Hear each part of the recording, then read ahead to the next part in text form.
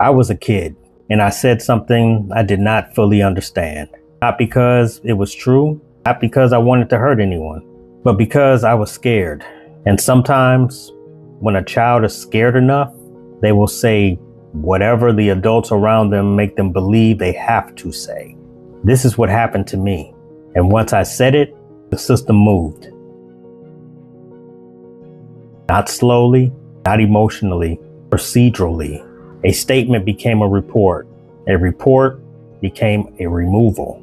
And one ride in the car began the 6 years in and out of foster homes and group homes. This is episode 2 of System Raised, the day everything changed. In episode 1, I talked about paperwork, how before I had memories, my life already had a file, how adults wrote about me before I had the language to speak for myself. But episode 2 is different. This is not about paperwork as background. This is about the moment paperwork became a weapon. Not because the system was trying to destroy me. That would be too simple. It became a weapon because adults were fighting, accusing, protecting, manipulating, and trying to control the outcome. And I was the child in the middle. That's a dangerous place for any child to stand. Before that day, I was living with my adopted father. I would not use exact names here because this series is not about dragging people. It's about understanding what happened. He was older. He had structure. He had flaws like every adult does, but he was also the closest thing I had to stability. After years of instability, his home was the place I understood as home. Not perfect, but home. And when you've been a child that's been moved around, home does not always have to be perfect to feel like something worth holding on to. That is what people miss. Children do not measure safety the same way adults write it in reports. Sometimes safety is just knowing where your bed is, knowing who will be there tomorrow, knowing what door you're supposed to walk through after school. That was the life I thought I had until the adults around that home started moving differently. My adopted father had adult children, and from my memory, there was tension, resentment, a sense that I did not belong there, a sense that my presence created problems for people who had their own plans, their own struggles, their own reasons for wanting control. I was not old enough to understand all of that, but I was old enough to feel it. Children feel what adults think they're hiding. We feel tone. We feel resentment. We feel when a room changes because we walk into it. And I remember feeling like I was being pushed into something. Like the adults around me needed me to say something. And the thing they needed me to say was not true. That is where this gets hard, because when you're a child, you do not always understand that one sentence can change a life. You just understand fear. You understand threats. You understand pressure. You understand wanting the adults around you to stop being angry. So I said what I was pushed to say. And once I said it, I couldn't pull it back. Now here is the complicated part. When a child makes an allegation, the system has to respond. It should respond. Children should be protected. Reports should be taken seriously. I need to say that clearly. This episode is not about me saying adults should ignore children. No. The problem is not that the system listened. The problem is that the system heard my words without fully understanding my fear. That's the gap. A child can tell you something and still not be telling you the truth. Not because the child is bad, not because the child is manipulative, but because the child is trapped inside adult pressure. And systems are not always good at reading pressure.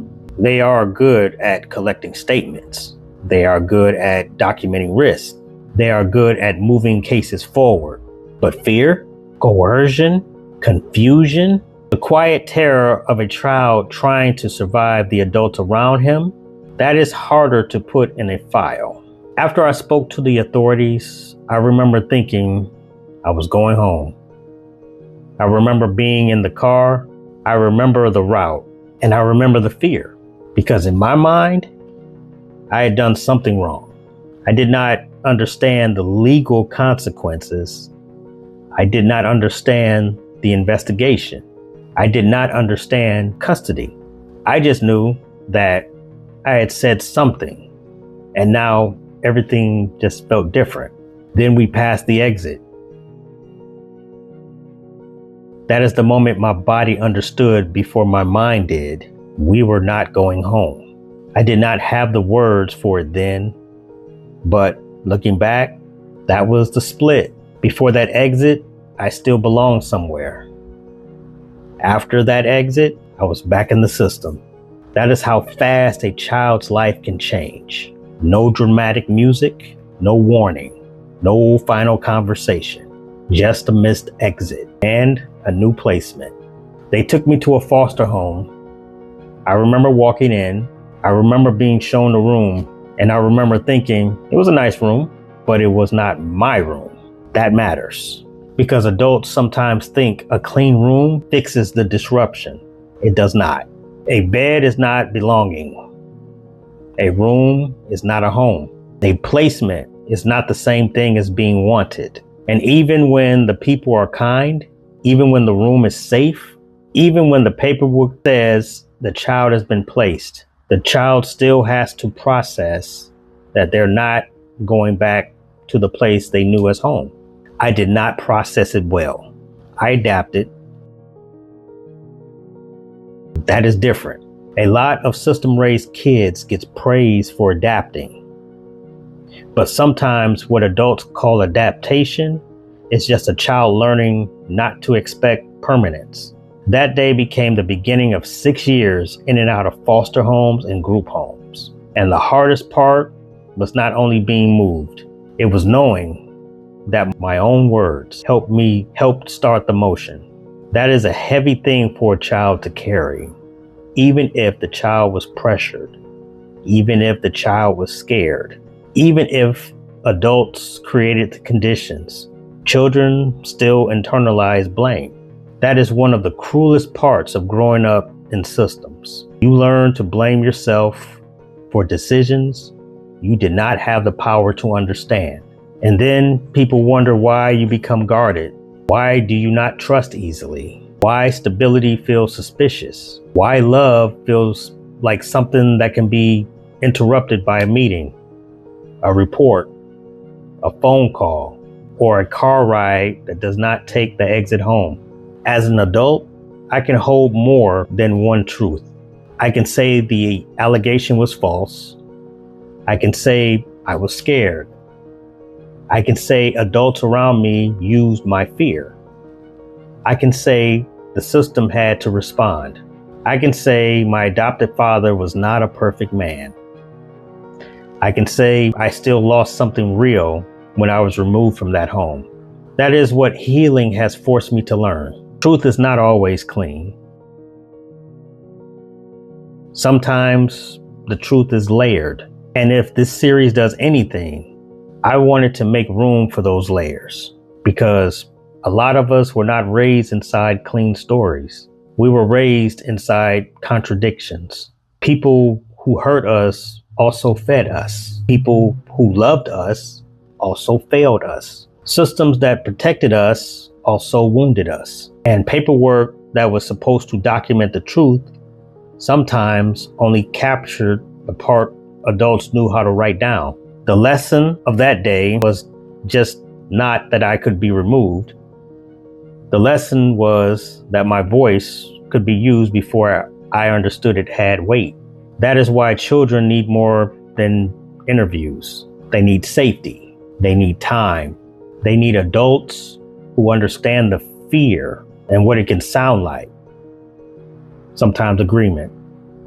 Compliance can sound like truth.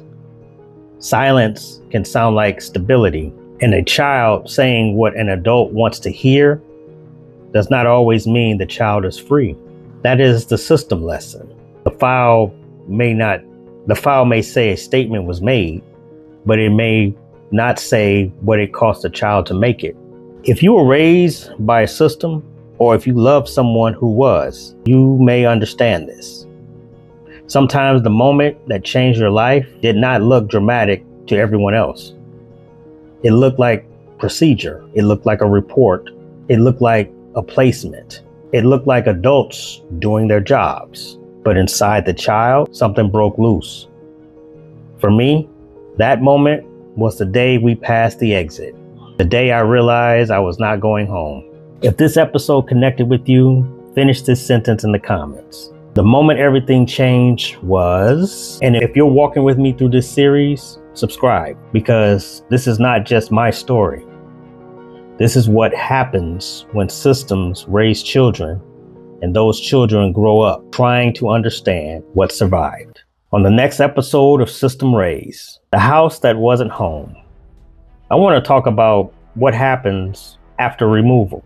The first placement, the room that looked safe, and the quiet truth that a child can be protected and still feel abandoned.